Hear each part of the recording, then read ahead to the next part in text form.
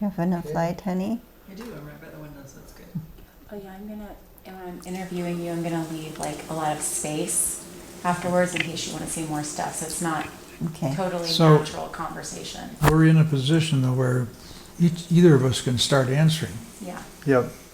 And we are rolling, so Okay. anytime, Ready Karen. for the slate? Yep. Today is July 30th, 2017. My name is Karen Ivey, and we are doing an oral history interview with Byron and Alice Olsen in their mountain cabin in Colorado near the Spanish Peaks. Their son, Peter Olsen, is filming, And Carla Olsen is present and too. Carla Olsen is present too. Okay, shall we begin? Okay, how did you two first meet, and what drew you to each other? Well, we are both Danish extraction, and this has been very important throughout our life. In fact, long before I had met Alice, my parents were acquainted with her parents as part of the Danish community. Alice's parents lived in Tyler, Minnesota, as did my mother, for example. And we lived in, my dad grew up in Asko, Minnesota, which is another Danish community. Well, that's all by way of saying it was early in our early teen life. Actually, I was 11. You were 12. Oh, you met, okay, preteen then. My parents and I visited Tyler, which we had done several times, and we on that occasion we went over and visited Alice's parents and Alice. And I went down to play with my friend whom your family was visiting. And we were jumping off the picnic table and Barney was catching us. It was so exciting. So as you see, we go back a long way. However, our relationship did not go any farther until we got to college. A little Danish Lutheran college in Des Moines, Iowa called Grandview College, which was a Danish Lutheran college. My grandfather had been president of it at one time. And it was just kind of expected that myself and all my friends would go there. And my first day there, I met Barney. He came up to me and said, "Are you that Mortensen?" Something like that. Well, I had seen her coming, but I had started Grandview a year before, and I had graduated from University High School, University of Minnesota, and I really didn't know what I wanted to study or do, so it was a logical thing or helpful thing to decide to go to the Grandview Lutheran College for a couple of years, just general courses. And there were some outstanding teachers there, which made a serious interest and effect of my life. So anyway, the first year I went there, I became, Grandview was fun, and then as I got ready for the second year, oh no, I saw you that first year, and I knew about... I went to visit the college. With some other Tyler people. And my short boyfriend. And she was very tall and beautiful and blonde. So she had a very short boyfriend. And I felt that should be remedied instantly. Anyway, so I don't think I had anything to do with you that first year, but I definitely noticed you walking by. So I kind of remembered that, and so when I came back down early for the second year, I drove school bus at Grandview in Des Moines, and I looked at the lists of all the new students coming, and I saw her name. And basically I said, I didn't circle it, except in my mind. And I was vowed to get in contact with her when she did show up. Which he did immediately. And, excuse me, in fact, he invited me to go to a mixer that night, which I thought was sort of odd because you're supposed to mix at a mixer. But anyway, So after the mixer, he walked me back to the dorm, and he kissed me on my forehead, and I just thought he was so smooth and sophisticated. Well, we did attach, how shall I say it, our relationship started off for both of us, I think, at Well, that time. we did. I'd come from a small town, and there wasn't a lot to choose from in my small town. And we had so much in common, you know, culturally and socially and heritage-wise, that it was really so wonderful to be together, I thought. It really was, and I remember thinking after about only knowing her 2 or 3 nights by myself up in my room and saying, you know, we have the same value system. We have so many things are in harmony here, and I just think this is a really natural fit. And I haven't really changed my mind, actually. Good. And I forgot to say that after he walked me back after the mixer, I went up to my dorm room, and my friends were there, and they said, "Do you like him?" And I said, "Yeah." And somebody said, "Are you going to marry him?" And I said, "Yeah." And Pretty crazy. And it was thus. Tell me about your courtship. Well, that year we were together a lot, of course. At Grandview. We were both living in the dorms, And different dorms. Did you want to talk about how you had your own suite? Well, Grandview, the college, the old main at the college is a very ornate 1890s vintage building. And on the 3.5 floor level, there are 2 office suites, which had apparently been used, I think, by faculty or something in early years, but they were now part of the dorm, and they were supposed to be 2, this was in the men's dorm, and it's supposed to be 2 people in each of these units, which are kind of 2 rooms and a half. It was very high up in there. You could see all over the world, at least in Des Moines style. And The second year you didn't have a roommate. Yeah, exactly. That was what. And so occasionally Alice would visit me And in the privacy of our luxury apartment. We'd listen to Stan Kenton and make out, as we called it in those days. So what made you, or when did you propose? And tell me about that experience. How long your courtship up into proposal? Tell us about Well, After the year at Grandview, it was a 2-year school then. So Barney went up to the University of Minnesota, and I followed him up there. And we continued dating. We took a break once in a while, but mainly we were together. yeah, we had ups and downs and over a 2 or 3 year period as we continued our education, but And then, ta-da!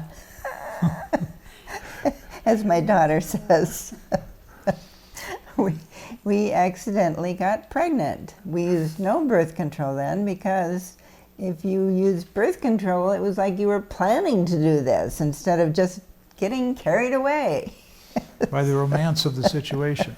So we were not as careful as we should have been. And I mean, we knew we were going to get married anyway, but so it just hurried it up a little bit. So we were married in March of 1956. But we really never considered not getting married. Oh, no. And both of our parents, except my dad, were very supportive of that. Enoch and Nan were wonderfully supportive. We got married in Tyler in My dad married us. yes, and that was a wonderful.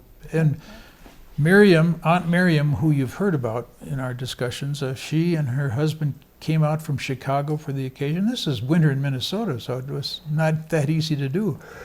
But we had a great wedding, and well, in a sense, I've never looked back. I'm sorry, did your parents know you were pregnant? Oh, yes. Yes, we Oh, went. yeah. Can you back up for one second and Sure. start with the question of what was it like when you found out that you were pregnant? Describe that moment, or Oh, that time together. we were pretty scared because it was not the thing to do in those days. It was pretty scandalous. I was a preacher's daughter, and my sister had done the same thing before me, so that was not cool. But my brother was at the university at the time, in medical school, and he was so supportive. He liked Barney so much, as did my parents, and he drove down to Tyler with us and to tell my parents, and maybe your parents came too. Well, they were there for the wedding, of course. No, I mean to talk about what we were going to do about this. I think they did. Now that I can't remember that for sure, but my dad was grumpy about it because Yeah, I think he thought I was kind of a slut, but oh well. I don't know what he thought, but he just. That's how I learned how to be a grumpy old man. But anyway, we got married, and 7 months later, had adorable Carla. and she's still adorable. Barney, was that when you asked Alice's parents if you could marry her, or did you do that formal thing, or no? No.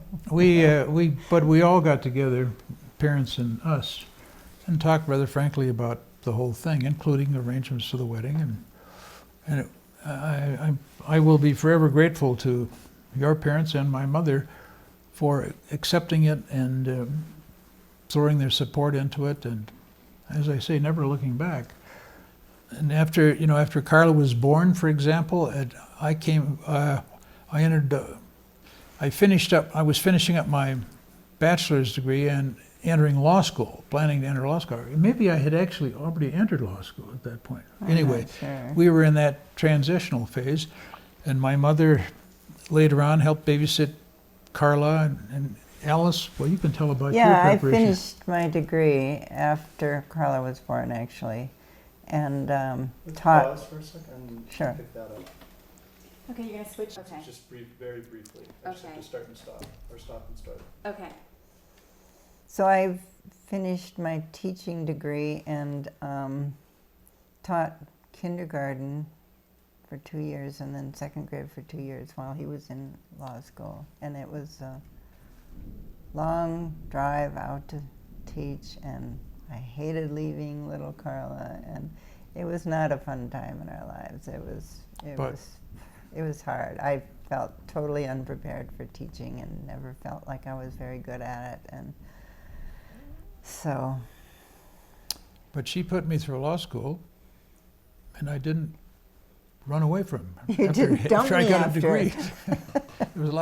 There were quite a few examples of that in various professional relationships. But we have actually achieved the objectives that we set out to do. We did. What was originally the most difficult part for you about being married, and what was the most satisfying? Tough question. Well, I Eking think, out a living, I guess. yeah, just the day-to-day stuff of having to go to work and having to, deal with leaving Carla, as I said, and it wasn't a fun time. There wasn't a lot of time to party and for me, I think, I remember vividly one of the most surprising things I found out after we were married was, at that stage, I think we and all our friends thought, oh man, we can get married and have sex all the time. But we had such a wonderful time just lying in bed and snuggling and being together that way. That was really interesting. We rented our first apartment was in about a 1900 vintage big house right near the university. And we rented an apartment. It was in the first floor in the front room and right on University Avenue, so we were accompanied always by a traffic noise. Slept on a hide a bed in the living room. And we had to share a bath with the next apartment, if you can imagine. It was awful. It was just awful. Lots of traffic all the time on University Avenue. What do you think kept you strong as a couple during that time? You know, we both knew what had to be done, and we just went ahead and did it, basically, without agonizing about it or complaining about it. Partly it was that we had this basic commonality, but partly it was the time when this is what you did. You just forged ahead. But even there, we were like-minded politically, like-minded religiously, and we didn't have things like that to argue with. It wasn't a mixed Catholic-Protestant marriage or something like that, which can obviously be a lot more difficult to deal with, I assume. I don't know, it was a Lutheran Unitarian. That's true. That's quite a spread. Maybe it's a mixed marriage. But we started going to the Club 26 and doing calypso. That's true, we did party some. We did party. Yeah. We were sort of groupies for a calypso band, and he did the he did limbo better than the guy from Jamaica. They hated him. I had already been riding bicycle for a long time, and it made my legs pretty. So, because tall people have a tougher time limboing because there's too much tonnage hanging out the in midair. Anyway. He was a whiz. So, and you can say more about any of this if you want. The next question is about your love for each other. Are you in love? Are you as in love now as you were the day you married, or is it a different form of love? Well, I would say I am more in love than I've ever been, and I value you much more because we have been through so much, and we still have fights. That's how we keep our marriage tuned up, I guess. But I definitely feel that now more than ever, I love her and would not want anything to happen to her. I broke my arm recently, so he's conscious about that.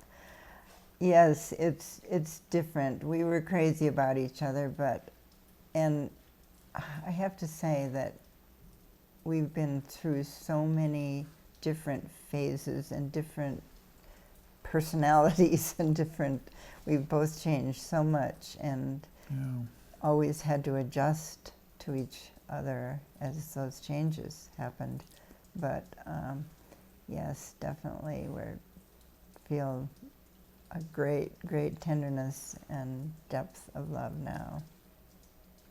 Can you talk a little bit about that shift, because you're talking about now about different times you've been together, but when you started making artwork and what that was like shifting into that phase as partners? Well, maybe there'll be another time to talk about this, but I'll say a little bit. But yes, when I kind of figured out I could become an artist,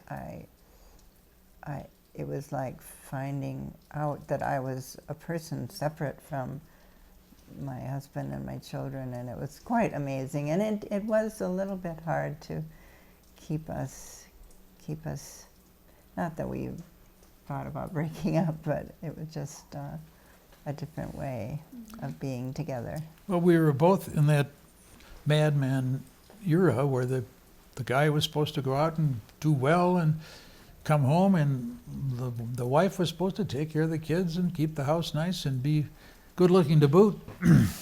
And gradually Alice particularly realized that wasn't necessarily a reasonable way to be. Oh, and in the 70s, I was in a consciousness raising group with a bunch of women, and that was amazing. We had such a wonderful time getting together and just trashing the men, laughing our heads off. But even then, I don't feel like it threatened our relationship. No, and I was basically in favor. It seemed to me it's obvious when you start thinking about the whole feminist movement in picture, of course, we're equal. Men and women are equal. They're not, one is not superior to the other, but you were probably dying to know what we were talking about. Oh, sure, but I was very comfortable with the concept when I started thinking about it, and realizing that in the professional world I was in, practicing attorney for various different employers. I was with the railroad for a while, but anyway, my mates around me were not as, shall we say, open-minded to the concept as I was of women's rights. What is your definition of a good marriage? Well, I would say openness as much as possible. Mm-hmm. And being accepting of the other person no matter what, which is not always easy. Yeah. But yeah, just and kind of hanging in there through thick and thin. We've seen a lot of counselors and that helped us get through rough spots, and I don't think that helps everyone. I think some people just don't need to stay together, but it seemed to be okay for us. Seemed to be right for us.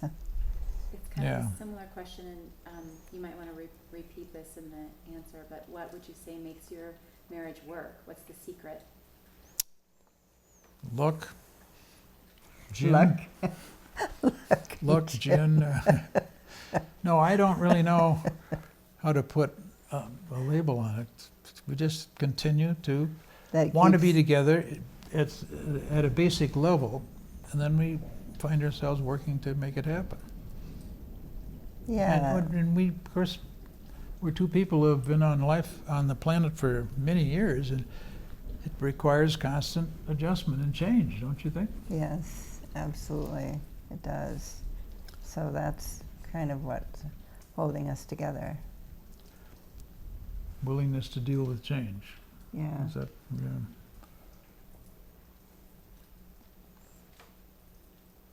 Is that it?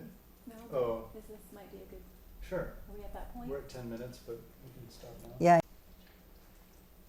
And we're rolling. Okay, let's start with that one first. You talked about like that early time snuggling, the intimacy. Can you talk more about that? Yeah, and it was just so nice to have a partner that you could count on for help and everything, and just I don't know. What do you? Well, that snuggling is a very important element of our relationship, and I think it still is. And I don't think either of us came into marriage particularly looking to do that particular thing, but it's turned out to be just part of our life. We used to talk about how we would pass the humors and vapors between each other. it was probably prana, It's a line from a Moliere play, but among other things. Yeah, but it's just that's a form of contact and closeness that isn't just either requiring sex or conversation. It's just we touch. We like the touch of each so other. So comforting and so Yeah. renewing and so energizing and.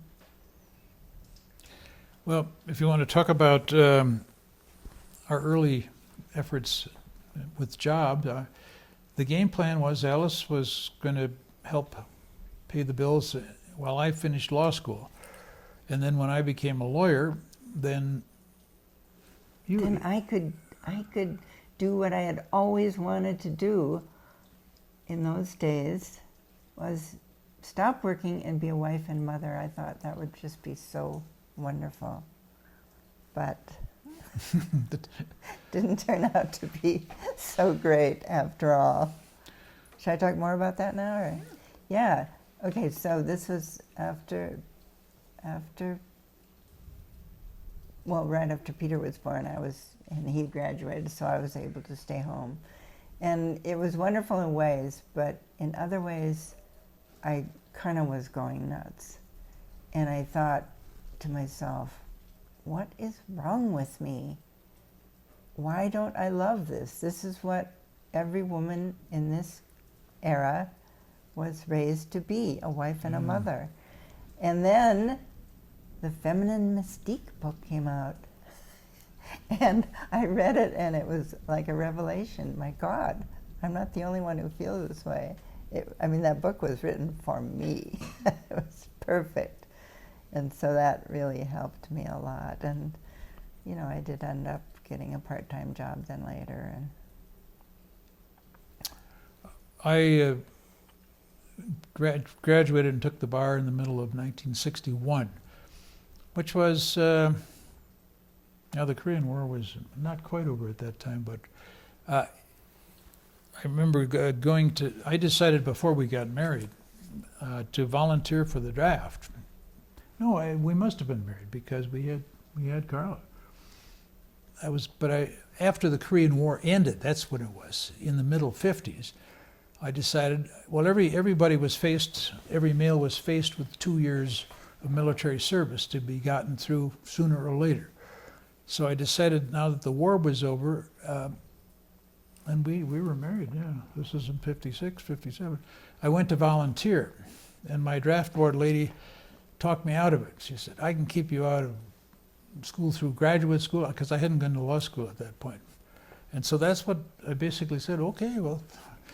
And so I went to law school, and she said, I can keep you out. And then we had Carla through graduate school or law school, and that's what we did. And so the military ogre was not part of our life, really, because we missed that completely.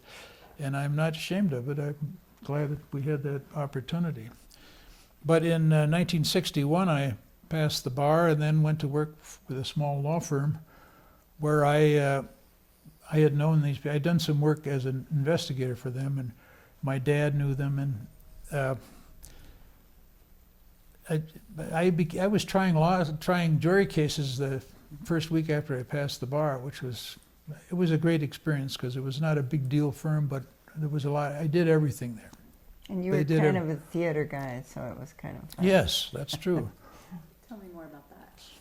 Well, I took we had a wonderful speech theater teacher in high school, University High School, very classy guy. He was active he was a principal figure in this university theater, so he was one of the top guys, and he just treated us like grown-ups. It was the first time I think really I'd been treated as an adult by a teacher, but those became important experiences, being treated as as a mature adult. And he starred in several roles in college and high school. Yeah, I like that. And so including Death, in Death Takes a Holiday. So anyway, I was with this firm for several years, really learning everything, all aspects of general practice, which there was much more of in the law profession then as there is now, which everything is very specialized and very big deal. And then I decided to, and then with a friend I'd met, a lawyer, we decided to go out on our own.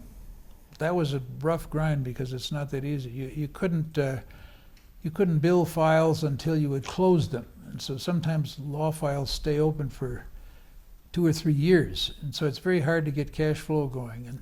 And I decided that I'd like to be in the railroad industry because I was very interested in railroading and transportation generally. So I was able to get an excellent job at the Great Northern Railway, the best railroad in the Twin Cities, and that was a magic time in my life, 10 years there. Had a great mentor. Great mentor, and just learned. And I basically stayed in the railroad industry in some end or another the rest of my career. And this is tricky. I don't know if that affected the family, and I want to hear about Mom and your art a little bit more too. And is it rolling now? This is why I'm not asking the questions because I'm terrible at it. But you're trying to see what the context of the family, how that affected the. Yeah. Well, I was trying to give a little context from my perspective. Okay, there. I could talk. And then she could step in. About the time that Barney went to work for the railroad, which was such a wonderful thing, but unfortunately we had a stillborn baby at that time, which was very, very traumatic. And it was just a really hard time. He was was traveling a lot, and I was cracking up, and it was just a really, really hard time. And we didn't know how to deal with it. In those days, you didn't grieve openly, and we said, well, we didn't know this baby, so it's not a big deal, and it was such a big deal. And I totally believe that if we had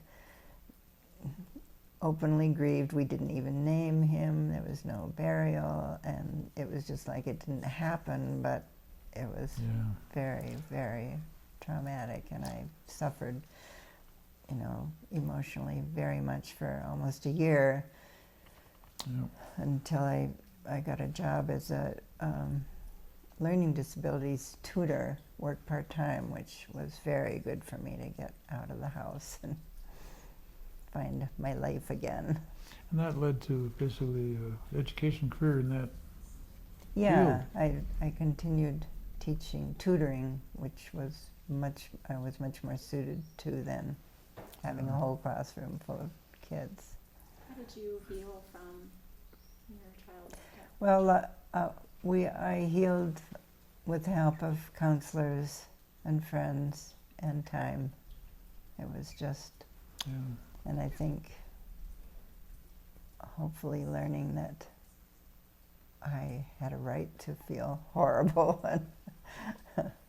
Well, when she was first pregnant with that, our initial reaction was, "Oh, we're not ready for a third Yeah, child." we sort of And did. so we sort of, So that made it even. and then by the worse. time the birth was imminent, we were all for it. We couldn't wait for it, and then the baby was born, stillborn, and I felt guilty, like we had caused it because we had initially not been in favor of it. So it was very emotionally tough on both of us.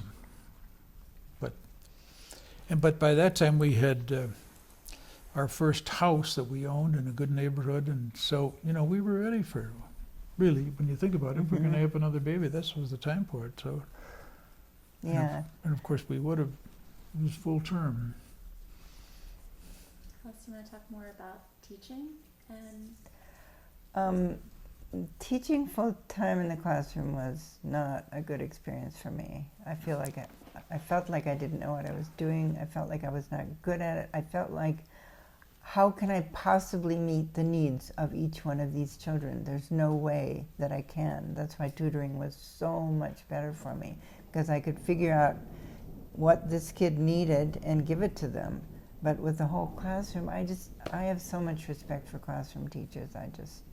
They're just amazing. So that was really hard. And the last year I taught was my school district, in their billions, decided to divide up kids in a grade level and put the really high achieving kids in one room and the medium kids in another and the low kids in another. And I had the low kids, so I had the behavior problems. I had the learning disabled, which we didn't even know about at that time, and then the kids who weren't so smart. And it was a nightmare. It was just a nightmare. That also sounds very stupid. Oh, really? what do you think you relied on to get Let's, through that? Let's take a pause. Yeah, just a second. Okay, rolling. What did you rely on to get through that? Oh, man. That was a tough time. I don't know. Friends, Barney, gin. I don't think I was drinking gin then.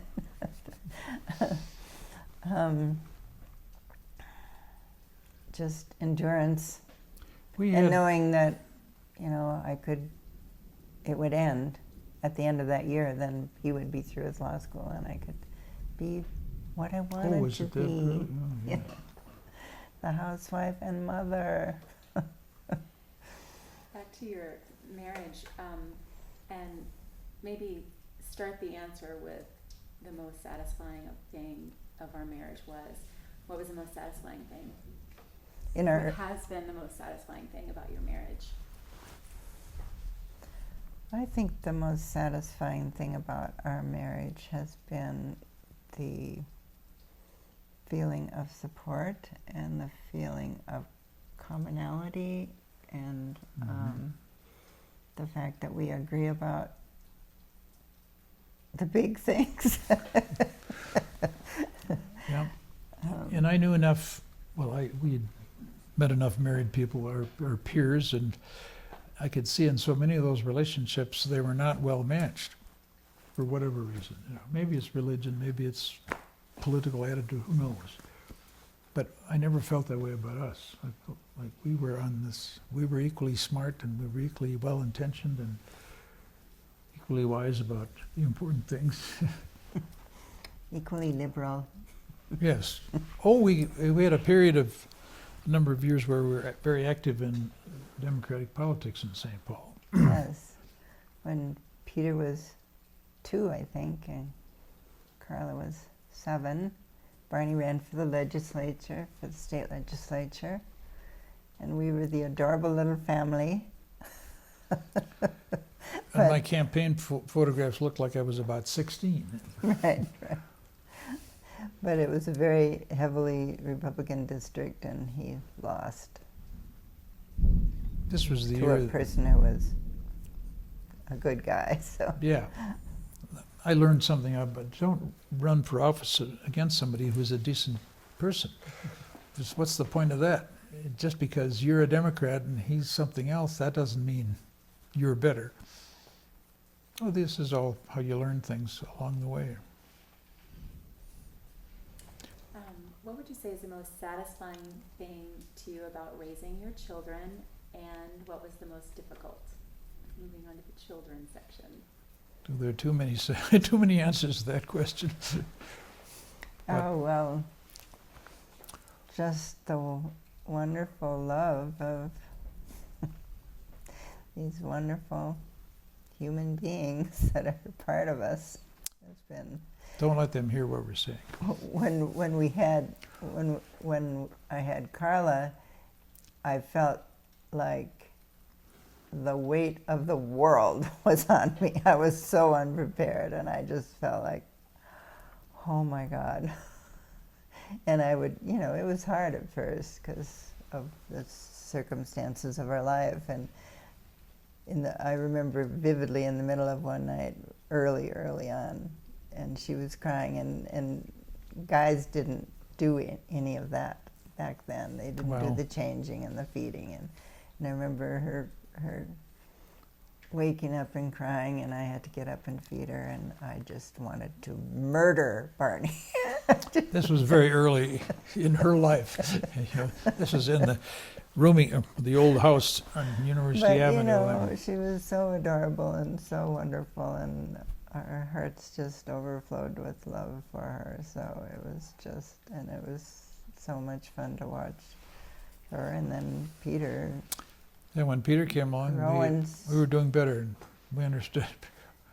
Yeah. We loved them both. And the adorable things they'd say, and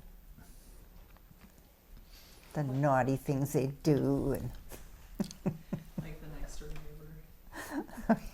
What's that story? Next door neighbor story? oh well, when I was still teaching, Carla was being cared for by a next door neighbor, and she was like 3, maybe 3 or 4. We were in student housing now by that time. Yeah, and we came home one day, and the babysitter said, I hate to tell you this, but Carla said today her little boy, Ricky, spilled his milk, and Carla said, God damn it, Ricky, what the hell did you do that for? She said, I hope you don't think she got that from me. There was double embarrassment in that one. What about a Peter story? Oh, there's lots of Peter's stories. Well, there are a lot of stories about both He of them. was such an adorable little dignified. He was always very dignified. He'd just toddle around looking, and if we would, we would look at him and think he was adorable and smile, and he'd say, don't smile. And he would come when we'd wake up on a Sunday morning or something. Saturday mornings, He would come walking into our bedroom and say, juice, juice, juice. Yeah, actually he would do that from Very the crib. He would very stand in the serious. crib and say, I want brisket. Brisket? That's breakfast. His pronunciation. But yeah, and you would come in on Saturday mornings, and our children would come in on Saturday mornings and crawl in bed with us, and we'd watch cartoons, George of the Jungle, and That was fun. can't remember the other ones. Did Peter have a lot of great names for things like Mercer? Oh yeah, Peter. When he was just learning names for things. If he didn't know what something was called, he called it a Mercer. The all-purpose Give me that descriptive word. Mercer. And we all knew right away what he was talking about. Dad, you weren't at either of our births, were you? They didn't do that then, did they? They didn't. No. I was I was there at the hospital, but Right. sitting out in the waiting room, and probably relieved The that I births didn't were- have to go in and go the- through the. Well, anyway, The births of my children were pretty easy. and they were healthy kids. You know, Carla was 9 Carla, pounds Carla 9 was, ounces, Carla and- was 9 pounds 9 ounces. Peter And- was 10 and- pounds 5. or 4. 10 pounds 4. There's a question here that says, what were each of your children like when they were young, and have they changed or not changed? Well, I hope they've grown up, but they were nice. They were fun then, and they're fun now. And we love Yeah, them both. And I think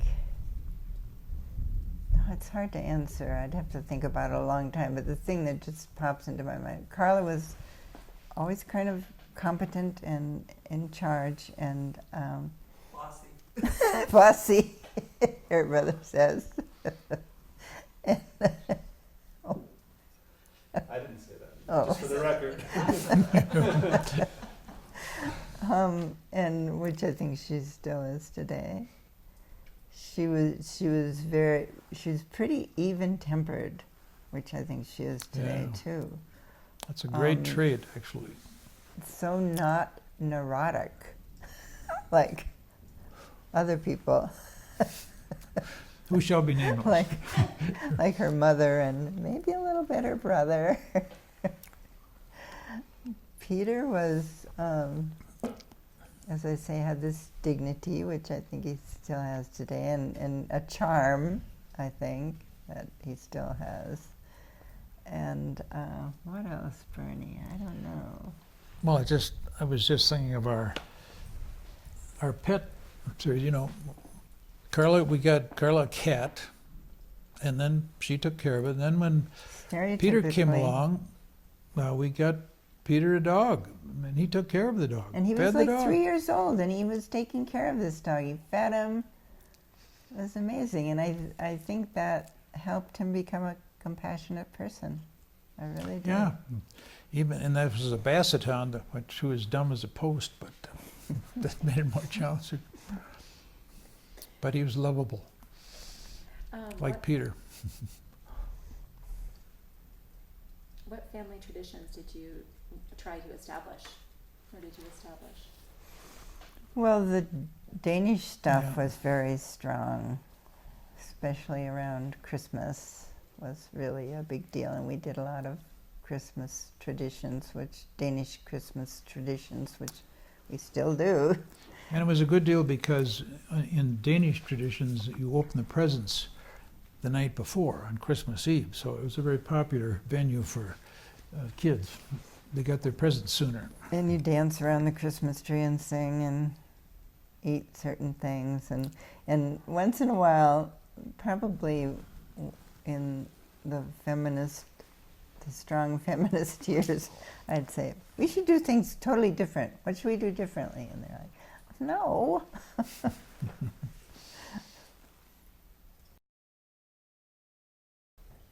Our social life was pretty heavy, even when we were first married. Maybe not the first couple years, but yeah, we had a lot of friends who would get together a lot.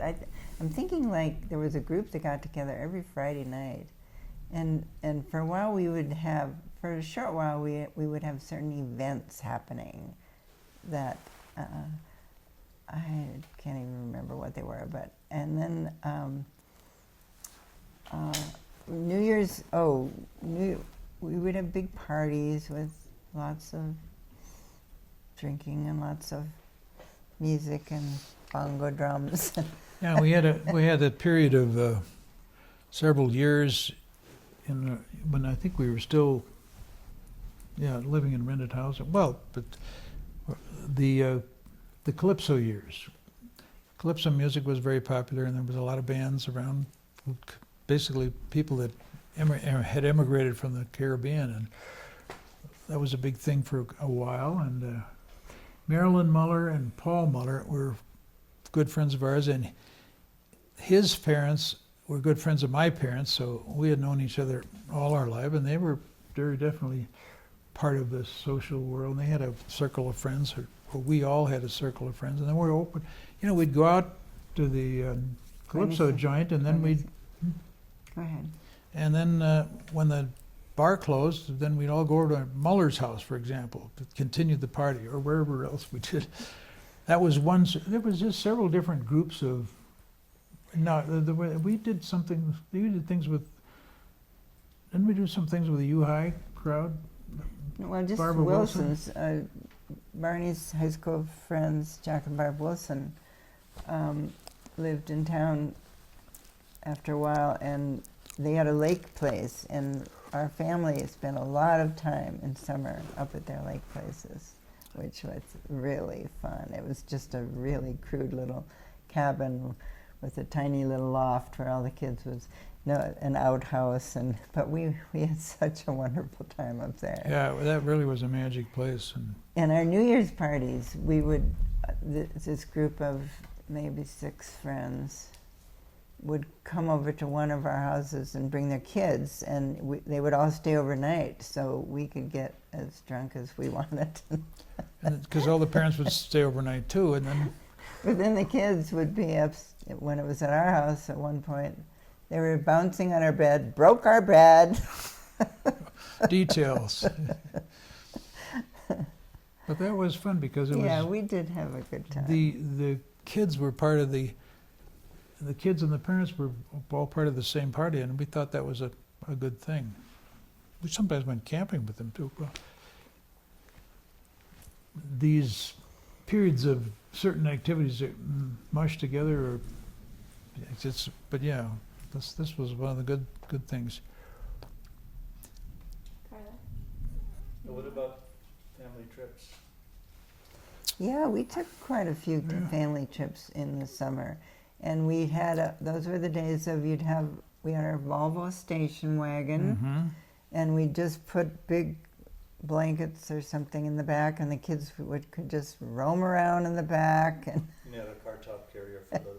Yeah. no worry about seat belts in those days.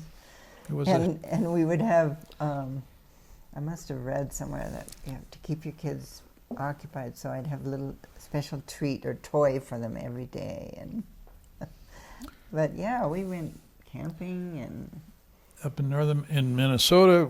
We camped quite a bit with other friends, the Wilsons and others, and then we had good friends from Grandview College who are still good friends of ours, and they're also Danes. They live out in Oregon, but we even went out there several times to visit them and camp. And down to Des Moines to visit your folks. that's true. Oh, yeah. They lived in they lived in Des Moines, and he taught at Grandview College, where I had met him as well as Alice, and he was a teacher there for I don't know, half a dozen years or more. when Peter was barely born, well, you were like three months old, we took the train to Des Moines to have Thanksgiving with my parents who were living there then. And I rented a bedroom just for the day Yes. trip down to Des Moines, so I was a big kahuna in my mind. Yeah, what about train trips? Yeah, and what, stuff, our too? train trips out west. Those were And we did take them in several. But you got a discount, right? Well, in 1971, the railroad passenger train network was being discontinued. Amtrak was coming. But by then I'd worked up to a pretty good position at the Great Northern Railway, so I had free passes on the passenger train. So we rented 2 bedrooms together and took the kids out to Seattle and then back again. Then my parents decided to come along, and well, that's another story. losing our grandfather. Well, they didn't have any free ride, but they wanted to join us, so they rented space in the last month on one of our cracked trains. The trains were still excellent on the Great Northern. And he was hard of hearing, and as I said, he had some curmudgeonly attributes, but and so after the first night out, he came and said, "I'll be goddamned if I'll sleep in that broom closet again." Because they were sleeping in a little roomette. It was a special low-cost accommodation. So, long story short, so I'm going to sleep in one of the dome cars. I've made an arrangement with the porter, and I'm going to take a blanket and go up and sleep in the dome car. So, well, that was fine. But and then fade out, fade in. My mother's, the next morning, knocks at our door and with a long face, and I've been all over the train looking for your father, and I can't find him. I think he's gone to Portland. We were going to Seattle, see, and the train splits in the middle of the night, and he'd gotten in a Portland car and went sound asleep because he was hard of hearing. He wouldn't have heard a locomotive going by. So he woke up cruising down the Columbia River to Portland, and in his he didn't have any decent clothes, and he didn't have a jacket or No his wallet, money. no. And we were on our way to Seattle, but he had, a good friend, Barney Olsen. This is the father of Egan Bodker. They lived in Portland, so the conductors sent a message to him, and so and Egan's dad picked up my dad, and then he got him on a train back up to Seattle. And by the time we arrived in Seattle, the whole train was snickering in their beer about my dad going to the wrong city. He'd come up to his mother, "So sorry about your husband." What would you say is your favorite memory together? Either the two of you or as a family? Boy, that's a really hard one. There are a lot of them. I wouldn't want to single out one. Yeah, I But the kind of think inference I'd that- have to think about that Yeah. for a while. Well, this little memory we just Being- described you is certainly one of But a good one. being together with the family, it's always You the always best. had have had such wonderful parties at your house, even with us as grown-ups. You've always had a really wide social circle, and your Olsen parties have been legendary. Talk a little bit more about that. Well, I think we have had some good parties and that people enjoyed. We like to entertain a lot, and maybe have a knack for it. I mean, we go to a certain number of parties that are really boring, and I try to notice what it is that. Makes them boring. Yeah, and maybe we engage people with each other. I don't know, Yeah. but yeah. I think part of it is too that you have all ages. It seems like when you have a party, you'll have people there that are 25, and you'll have people there that are 80. That's So it's true. nice. Yeah. And you have a lot of young friends. Yeah, and you have a lot of friends that are younger. Yeah, mostly our friends are younger. Do you want me to try to turn that into something that they're saying? Do you guys want to talk about that? So What? that we can just talk about that aspect of your party more so that we can get this on tape, like what Carla's saying? Well, but Okay, I'm stuck. It's a little Well, coarse, but, just like we could think of it, describe but yeah, no, but that's just kind of been a pattern in our life that we like to entertain and have a good time. And we have enough friends who we enjoy being with. It's Yeah, I not, think it's we not, have- s- we don't have parties for the sake of business advancement or We're stuff kinda- like that. And we're kind of fussy about who our friends are. We like to have really interesting, fun friends, and we love to get them together. And usually it works, not always, but Bob Fulton was the role model for friends, our friends. He just died this year. And we're rolling. Tell us about Donabow Family Camp and its impact on your lives. Yeah. well, in the 40s, my father, who was a minister in the small town in Tyler, Minnesota, there was an old folk school building there, and he decided that it needed to be either used or torn down. Talked to his congregation, and they said, "No, we can't tear it down." So they started these camps, and at first it was a camp that was for recreational leaders, whoever that was, and they would come grown-ups with their children, and I was a teenager, and I would take care of their children, and I would wash all the dishes, and but then it gradually became a camp. They started having activities for the children that came, and it started to become a family camp. And then I came with my daughter, and then my son, and Barney started coming a little bit. First there was one camp in June, then there were 2 camps, one in June and July, and eventually one in August too, so there were 3 camps. We had, both Barney and I had various leadership roles in the camps, being camp director or camp president, and craft leaders or discussion leaders, and it was a wonderful place to go with families, and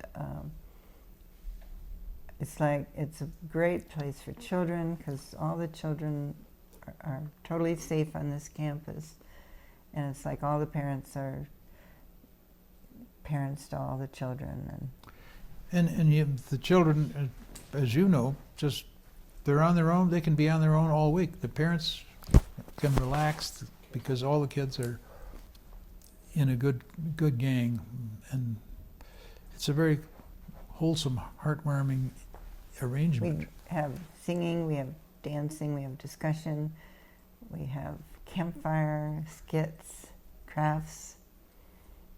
So And even happy hour, Yes.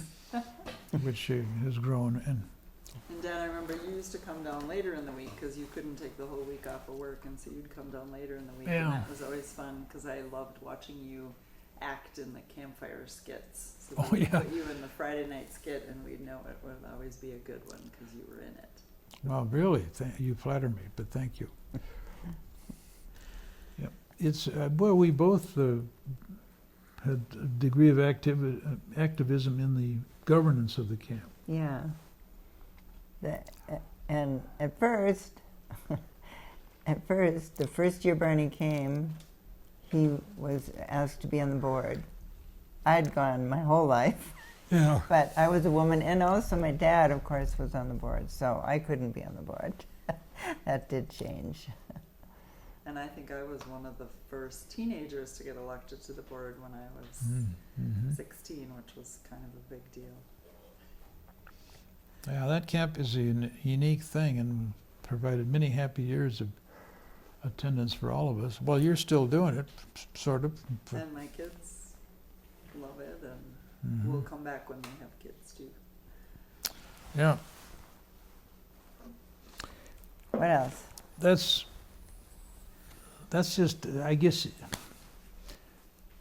emblematic of how important Tyler has been in all of our lives. I mean, your folks lived there for 18 years. He was a minister, and you grew up there. My mother grew up there, and it's just one of those Danish places that's neat to go to. Or at least we've done that many times over the years.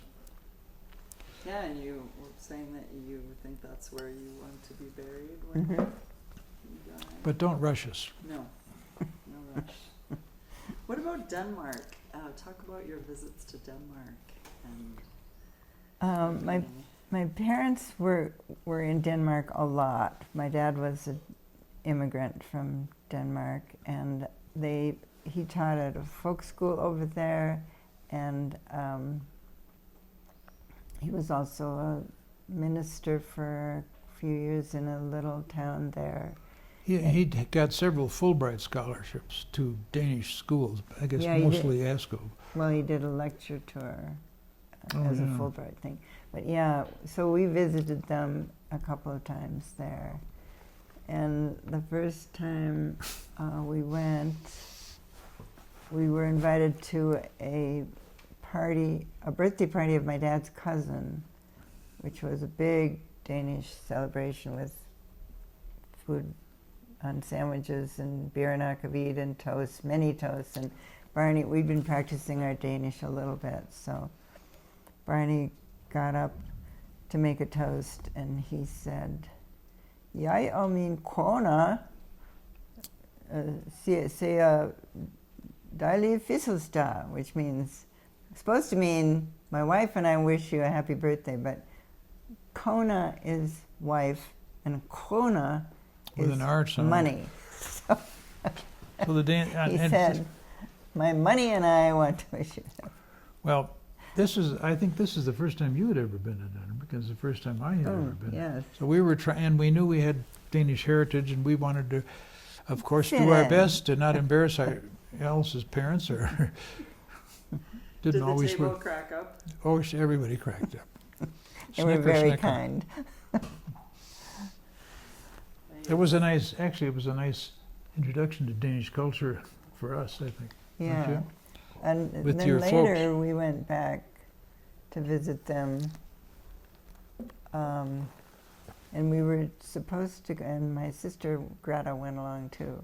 We were supposed to go to Greece with my parents, but my father started having health difficulties and they had to go home early, so we went to Greece alone, the three of us, and it was sort of Poignant, bittersweet, melancholy, yeah, because they couldn't go. And then how was it to go back to Denmark the year before last? Yes, well, and then we went a little bit later with Carla and her first husband and her two little kids, and that was And Peter. and Peter. Right. And Unfortunately, we're not able to push stayed her at, first husband stayed at into a the couple sea. of nice, what did they call them? I don't know, self-catering kind of Cottages, place. One yeah. and Sjælland, Shellen went and Jule. Jutland, yes. Silkeborg. Yeah, those, and we went to Legoland. That was pretty outstanding. But haven't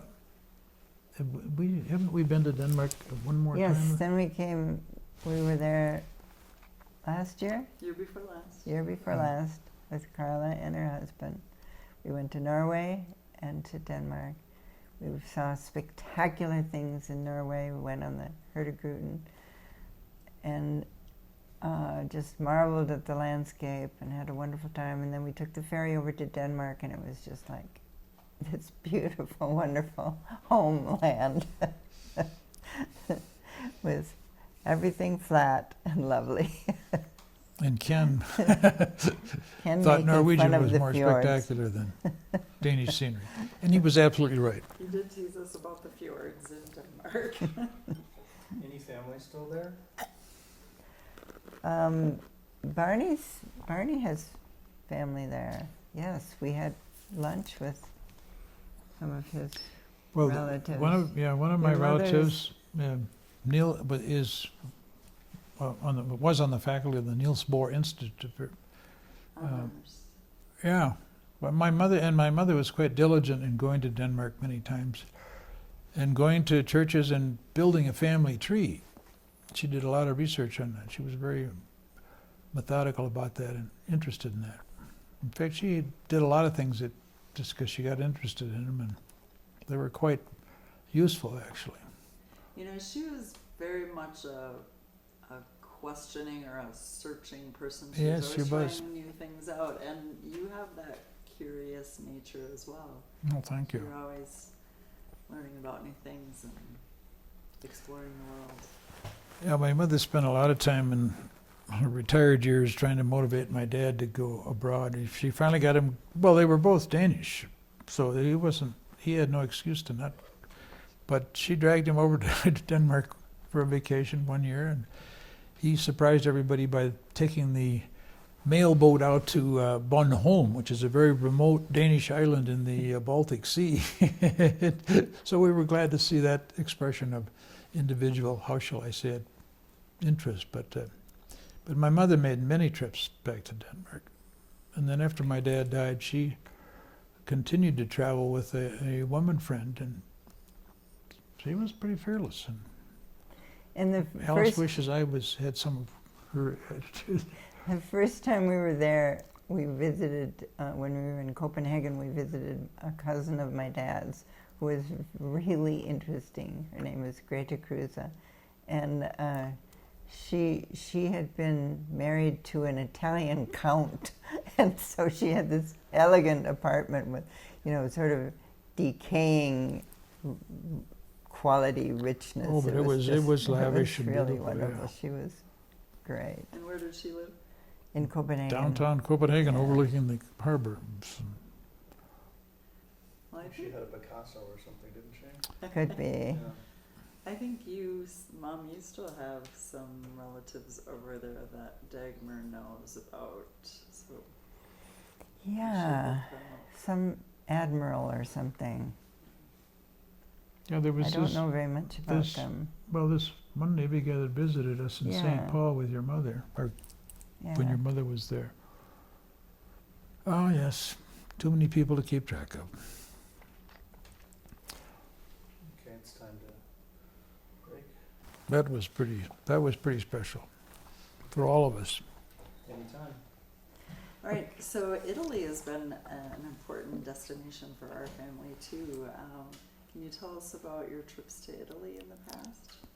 Well, two of our great friends at home were Hans and Ann Gregerson, and they spent a lot of time in Italy, and so we went over to visit them with both kids, and Barney and Peter went early.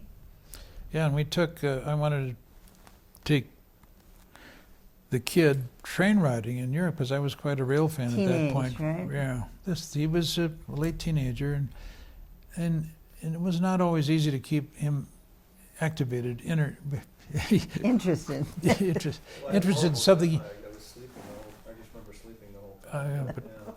but we traveled by electric railroad up to Den Haag, and we got that far north, and then we rode several interurban lines in Germany, which had and still has outstanding light railway activity going. It's just a wonderful country for that. Well, we covered a lot of bases, and then we got back to Rome, and Carla and I you and Carla were arrived. due there, Yeah.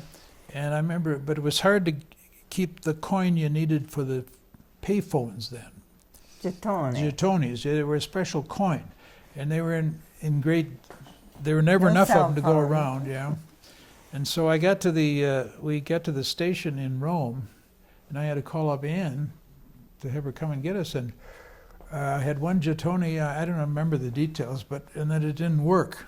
And so I don't know how we got in touch with Anne, but she eventually Anyway, came we and- did connect with them, and they showed us around Rome, and then we took us down to the Amalfi Coast to Positano, which was Oh, a fabulous, magical place. Well, Hans is a Dane, he's still alive, and we have some commonality there because his dad was one of the founders of Solvan, which is a Danish center to this day. And Anne was, well, they were both two delightful people. Anne is unfortunately dead now, but they just showed us, and he was there for a year on a Fulbright or assignment and worked with one of the Worked for UN. the World Bank. Food and Agriculture Oh, maybe. Organization. Yeah, FAO, yeah. So they had been to Italy several times before on long stays, year-long stays, and it was just a fabulous way to learn about a country where you didn't have a connection in terms of heritage or language. But we really fell in love with Italy, and later Barney had a client Yeah. who he found out had a place that they had. Well, my client came from a very well-off family in northeastern Wisconsin. And I'm trying to think of the name, but they had a big lumber mill. It was exotic lumber. It was not just pulpwood or something. They had markets all over the world where they shipped rare and more desirable lumber stock. Well, I was doing some work for him to get him better railroad service and something like that. And then in the course of getting to know him, Gordon, he'd mentioned one day that he and his wife were restoring a Tuscan farmhouse with another couple from Italy. And they were just about done with it, and he started to tell me about it and show me some pictures, and wow, it turned out to be a 400-year-old stone Tuscan farmhouse that they probably spent $1 million in restoring. And one thing led to another, and I said, would you ever rent it out for a week or two? Sure. So we got set up for our first visit to Bernarda, and then about the time we went, they had a falling out with the other couple that owned the thing, and so they didn't ever get any use of the place. But we certainly have, thanks to Carla, who has maintained relationships with the owners. So we've been there 3 times. Last time last summer. And it's a fabulous, fabulous place. I can't think of a nicer way to spend time in another country. It's pretty wonderful.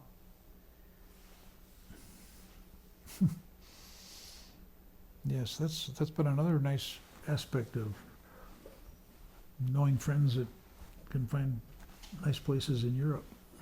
Well, I think one thing that struck me about Gregersons is they're similar to you in their sort of hospitality and welcoming nature and ability to throw a great party, and so you four were a really nice match. Yeah, So they're similar in that way. that was a sweet couple. Anne unfortunately died untimely at about age 50. Okay. Do you want to ask this last question, Carla? Let's The just, for the general record, one. Carla's been conducting the interview for the last 2 clips. Just wanted to throw that out there. And why don't you just ask it from there, and if you guys could look at Carla Sure. and the answer, talk about it. How is your life together different from how you imagined? Been different from how we How imagined? has our life been different from how we imagined? I have no idea. I think when we first met, when we were first married, we had no idea of what we wanted to do. I mean, it was the 50s. We just sort of marched along, sort of without the concept that you could make choices.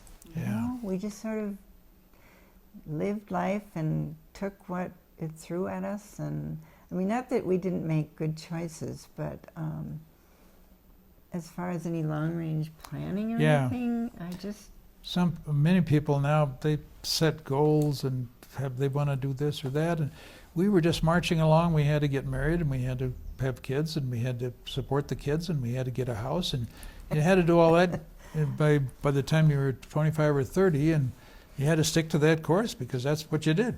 And you had to That's get the a good path job and society has. yeah, and take care of your kids and get to know other people who were in the similar vice or lifestyle.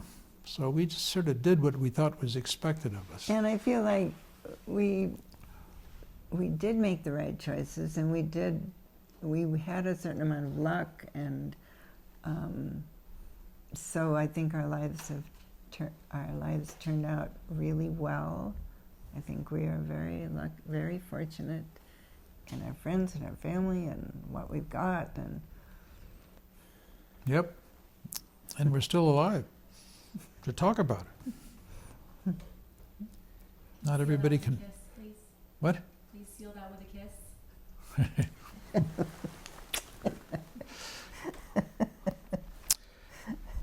Okay, it isn't even time for my cocktail. Is there anything else that we didn't ask you that you would like to say about your marriage or your family or your lives? Well, I think if we sat here long enough, we could think of a lot more things to say, but yeah. this has been it's always pleasant to have somebody interested in you. Did you talk about the cabin earlier? We didn't talk about the That's a cabin good point. at all. Yeah, that's Yeah. important. Oh, good call, Ken. Yeah, I thought about that. So how did you come to decide, maybe talk about the Wisconsin place briefly and then? Yeah. Okay, well, Yes, this is Alice's. when I started making art, I was doing photography first, and I took all the classes I could take at the university through extension because I was working, so I'd take them at night. And and I kind of took all the classes that I could.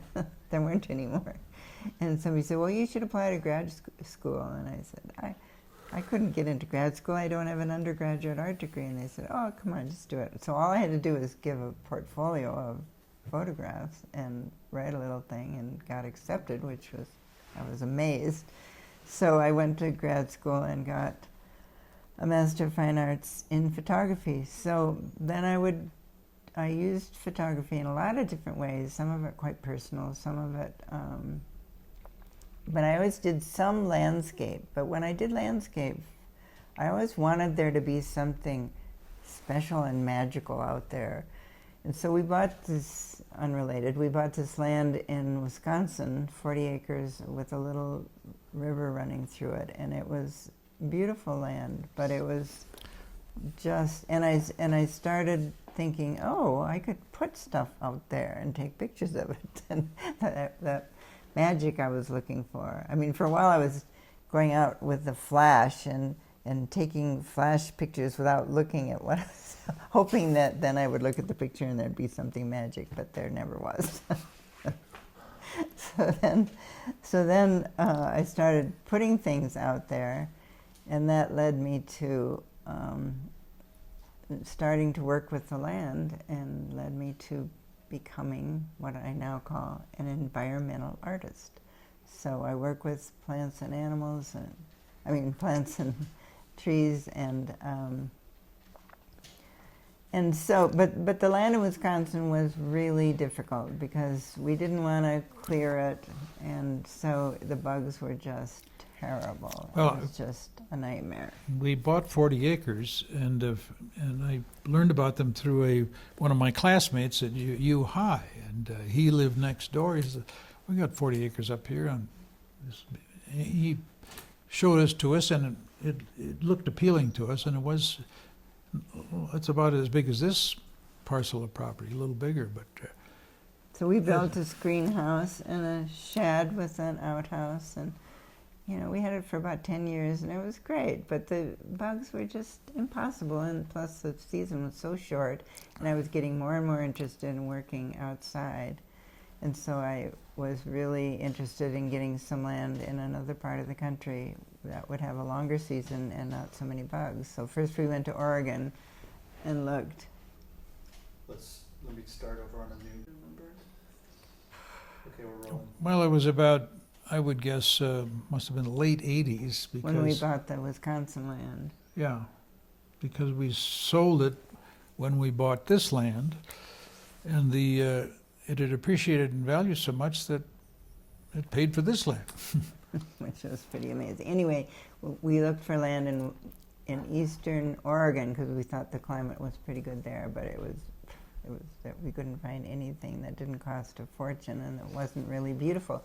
So we came back on the plane, and the next day I was looking at our public radio magazine, and there was an ad with pictures of the Spanish Peaks and an ad for land for sale out here. So I talked Barney into going with me out here to look at it. UFB. At this land, and we looked at several parcels and ended up making an offer. And well, the salesman was from Minnesota. That's why he was running ads in a Minnesota magazine for Colorado and property. It turns out there are quite a few people out here from Minnesota. So we bought the land and first just camped and started drawing up a plan for a cabin. And Yeah. What drew you to this particular spot? it's just so beautiful. We have 35 acres of ponderosas, piñons, a few gamble oaks, some cactuses, it's just so beautiful, and the climate is so great. It's sunny all the time, except this week. You probably won't believe this, but there once was a mountain out there. When we bought the place, there was a mountain We have a beautiful view there. of one of the peaks which are called, there are two Spanish peaks, which are beautiful breast-shaped mountains, which are called Wahatoya by the Native Americans, which means breasts of the earth. And it just has a wonderful feel here, and love it Yeah. very much, and it's wonderful to work and do installations here and work with the land and to have all our and it's- wonderful people come and visit. Some of them seem to like it too. There's your hospitality again. Created another space for it. And it's only half as far as Oregon was from our home, but it's still a bit far. 50 times what the Wisconsin land was. Anything else about the cabin here? I don't want to rush you off that at all because it's huge. Well, Maybe talk about how it's been Mom's kind of project, or I don't know. well, Alice was clearly the spearhead and really wanted to do this, and you know, and I can see why, and I'm glad we did it. It's a pleasant place to be. Was a bit reluctant at first, but I talked him into it. I mean, on some levels, of course, it was ridiculous to buy this place that's 1,000 miles from our home, but it's just so worth it. You know, each of the things you've brought up, we could talk, if we thought about it, much more about any one of them. Well, maybe when we do the individual interviews, we can get into more stuff too. Sure. But I thought of something else. The Grantham house. Oh, We should yeah, talk about yeah. how you got it and how Yeah. great it's been and what it was like to give it up Yeah. and all that. Wanna Well, start? We, after living in a rented duplex in Minneapolis, When Peter was born, when Peter was born, for about a year, at that time, you know, there was a great incentive for young couples like in our age range, just getting a start. You could get houses at a very low cost. So we started shopping for a house and found one in St. Anthony Park, which I had been to because I grew up in St. Paul, but I hadn't really noticed that St. Anthony Park was that much nicer than almost all of the rest of the neighborhoods. Anyway, we did find a house there, which we bought for built in 1929, for the appallingly huge sum of $16,000, which of course is peanuts, and it's less than peanuts today, but it was a perfectly good house, which we lived in for 10 years, but it was just an ordinary house, let's put it that way. I won't I was never too crazy about it. bore you with that, so we decided to look for another house in St. Anthony Park, which we did for a couple of years. And at that time, the houses changed hands without ever coming on the market because it was considered such a desirable neighborhood. And there was a house on Grantham Street that the woman had died, and so there was an estate sale. And I went to the estate sale with my friend, and I walked in, and I just got this feeling came over me like, oh my God, this house is my house. I didn't look at anything that was for sale. I just walked around from room to room feeling like it was so, I don't know, just so comfortable and so, had this special feeling about it. And we found out it was designed by an architect named Edwin Lundy, who was famous for making spaces that were really Well, comfortable. before she discovered it, I had discovered it door knocking for political purposes. And I got into this house, and it was so unique and interesting. And the woman who lived there was a widow, and she was very nice, but she lived there alone. And we picked out 4 houses in the park, and I went around to each of those houses, and after a little while, and asked if they'd be interested in selling the house.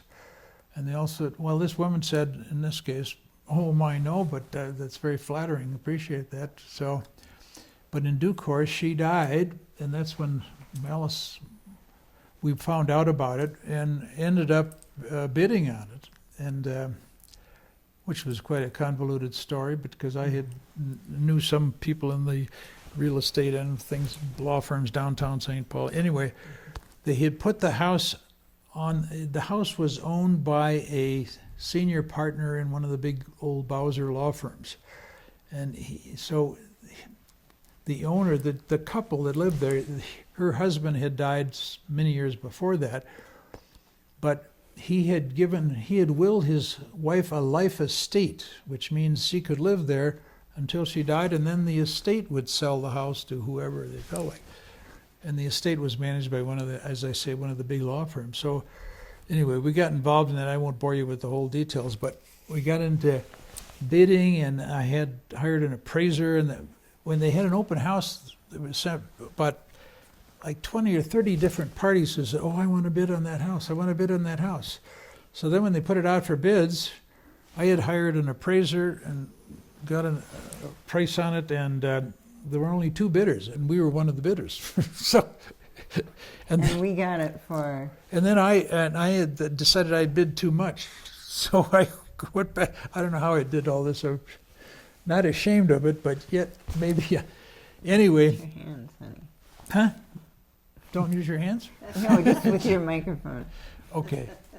Anyway, we went back and forth, and we really wanted this house because it was, but I ended up giving a bid, which was the original appraiser's bid that this guy had gotten to know. Well, I had confidence in his judgment of St. Paul real estate. And so we had been going around with this other couple, and then the guy and the lawyer who was handling it, I'd gotten to know him, and he called me up. Now, okay, this is it, Barney. This is the last time you get to bid. I want your final bid, because the other party, they've given me their bid. And so I said, well, 47,500. And I had learned something by that time practicing law, because I'd been handling some automobile cases which involved disposing of salvage. And I noticed, and I sold a lot of salvage to junkyards. And I noticed that these junkyards would always add 50 or 60. Well, this is very important to me, because they would add $50 or $60 to a round number and to get the car. Well, I bid my $47,500 and $60. And the lawyer on the other laughed and said, well, you got it For 60 by $60. So that was, Was that meant to be, or what? and we So loved that. we lived very happily in that house for 43 years. 43 years, yeah. But then, like 3 years ago, there was a really bad winter, and Barney was so sick of the maintenance, the shoveling, the ice jams, there was snow every other day, and Yeah. he pretty much decided we needed to. Well, move. we had a lot of money on a mortgage still, and we couldn't carry that anymore, because I was getting close to retirement, or we had retired. We were already retired, and we didn't have. I had to be honest about it. We couldn't carry that house forever because it had too big a mortgage. So we ended up. It was kind of difficult to sell too, but anyway, we accomplished that, and. We'll talk about how hard that was for. Oh, Alice didn't want to sell that house. It was really hard for me, and we now are in a townhouse that has 2 other places a place on either side of us, so there's not the privacy. Sorry, I ran out of media. You can be honest about it. I don't know. I always got the sense that it was hard on you guys, but.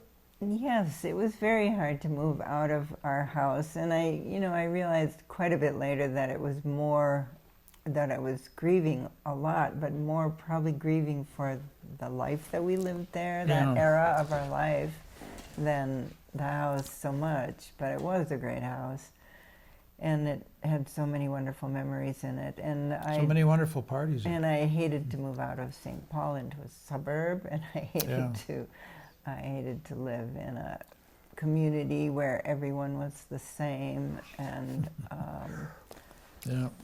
it was just hard. But the house we're in is very nice, and I'm fine with it now. Well, I think it. To put your mark on it. I think Yes. it fits our life needs and abilities right now. Yes, it does. But that Lundy House was just such a magic place for so many. We had so many wonderful gatherings there, etc., etc. You built a big garage for your cars. I Yeah, don't know if that's something you wanna yeah. talk It about. had it was a lot and a half. That in itself was such a boon, even in St. Anthony Park, because we had elbow room. But just living in that neighborhood, everybody had a different deal, somewhat unique. You know, Yeah. there was more variety in the people we got to know, And more stories to what tell. people did with their houses. It's a neighborhood that has many different kinds of houses, and some of them look very ordinary, but then you go inside and they're just really Yeah. wonderful. But I had a huge garden I'd keep adding on, and I had a little side garden that was a formal, kind of an English formal garden.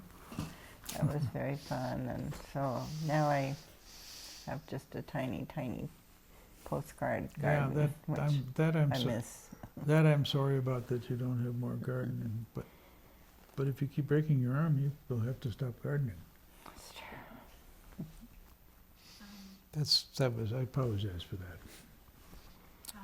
My question is, how did you overcome that, Alice? Like, how did you heal from that? From That loss? The and house? everything? Mhm. And the light. it was mainly time, I think, and just thinking about realizing that it was a necessary thing, and that it was that time of my life I was grieving, Yeah, not as Yeah. much, quite as much as the house itself. But I do still have moments when I think about going back to that house and walking in and the feel of it, and yeah. I'd like to go back and the selling process was horrible.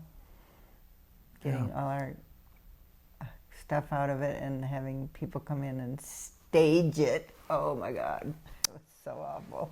It was Yeah. so ugly. I think we made some mistakes in the marketing of it that we would do differently. But anyway, it was also surprised that it didn't sell as quickly or for as much as we just assumed the world would understand it's a Lundy house. And But not have the enough same people feel. know about Lundy. But Well, and young people want a house that's perfect. They want it open. They want everything perfect. They want marble countertops. They want. yeah, there are certain standards that have been imposed by the marketplace. Anyway, The we're, family that HB. bought it appreciates it. Yeah. Yes. They do. They It do. sounds like it. Yeah. and the people that bought it, he, You don't need to tell that well, part. okay. Sorry. What else? I don't know. You tell us. I think we're about done. Unless you have something else you want Well, why don't we say we're done, but then we can continue to talk or Your question about the best memory. That's really hard. I might come up with something later, but I can't think of what it would be now. so thank you for being willing to listen to our. Thank you for taking the time to talk about it. You're All this welcome. stuff. Yeah, and we could, if you were, I think, of something that could be amplified, no reason why we couldn't do it. I might take it. We might. We have one more question that Ken was thinking of. Like, in general, what's both your biggest regret and the happiest surprise? That's the In kind of life thing that. generally, or marriage, or what? Through your marriage. And look at Carla if you can. Biggest regret. You know, there again, both those questions, I would have to think about it for a while, because that's making a selection out of a long life of events for both of us. Well, you know, it would have been better if we had been able to choose our marriage date, and because, you know, it probably put a certain amount of you know, in the back of our mind somewhere, maybe it was feeling we were a little bit forced into getting married, but certainly didn't regret the outcome. And what was the other part? Surprise. Biggest surprise, right? Well, I regret that I didn't make more money so we could have kept the house and lived comfortably without having to figure out how to piece things together. But, you know, that's not, you don't make it. You don't rub a lamp and get magic things happen. I think I also regret that I didn't feel freer earlier to develop myself as Yes. an artist or whatever I wanted to be. But it was the time, you know, it was the era, and you just, But it's thank just the way it goodness was. you made up for it in later years. Yeah. Surprise. Surprise, we're still married. That's because you're such a hot chick.